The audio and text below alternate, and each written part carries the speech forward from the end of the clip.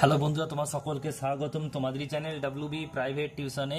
আজকের এই ভিডিওতে আমরা রায়মার্টিন প্রশ্নবিচিত্রা 2025 মাধ্যমিক যে ভলিউম 1 রয়েছে এই প্রশ্নপত্রে তোমাদের দ্বিতীয় টেস্টের জন্য যে 16 নম্বর স্কুল রয়েছে 28 নম্বর পেজে এই প্রশ্নপত্রের 1 এবং 2 দাগের প্রশ্নের উত্তর নিয়ে আলোচনা করব। 1 দাগের প্রশ্ন কি বলছে যে 1-টা ঠিক উত্তর বেছে নিয়ে লেখো। 1 আমি বলছি জামিন হতে পারি বক্তাকে অপূর্ব।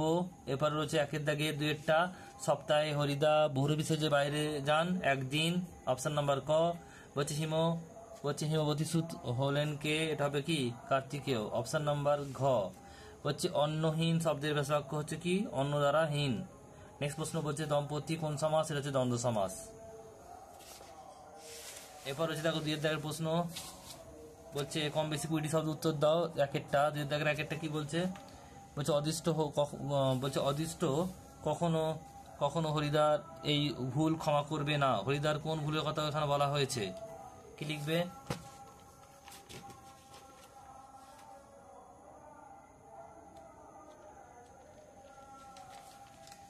বহুরূপী হরিদার জগদীশবাবুর দেওয়া অর্থে প্রত্যাখ্যানের কথা করেন, এ কথা বলা হয়েছে, এই ভুলের কথা বলা হয়েছে। নেক্সট প্রশ্ন হচ্ছে পরেরটা হচ্ছে রনিয়ে ওঠে কিসে, কি রনিয়ে ওঠে, এটা হবে কি লিখবে ঘোড়ার ডাক রনিয়ে ওঠে। নেক্সট প্রশ্ন হচ্ছে দেখো পরেরটা 2-3 সমস্যমান পদ কাকে বলে? যে সব পদ মিলে সমাসবদ্ধ পদ তৈরি হয় তাকে সমস্যমান পদ বলে। নেক্সট প্রশ্ন রয়েছে দেখো পরেরটা 2 দাগে 4-টা বলছে কে কবে শুনেছে পুত্র ভাসে শিলা জলে।